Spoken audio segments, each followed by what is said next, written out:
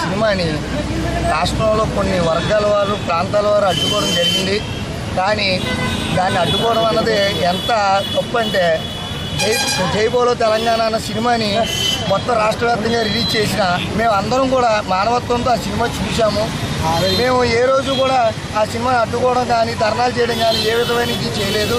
కానీ తెలంగాణ వాదులు ఆ ఒక సినిమా రీలు తాగెట్టడం, సినిమాని అడ్డుకోవడం దేనివల్ల చేస్తున్నారో అర్థం కావట్లేదు. అక్కడికి కూడా ఆ సినిమా యొక్క డైరెక్టర్ మీరు అందరూ కలిసి నాతో రండి, ఆ సినిమా చూపించాను, దానిలో ఏమైనా తప్పులు ఉంటే చెప్పండి తీస్తానన్నా కూడా ఖాళీగా తిరిగే వాళ్ళందరూ కూడా టైంపాస్కి ఆ సినిమాని రీల్ తగలెట్టడం ఈ కార్యక్రమాన్ని చేశారు.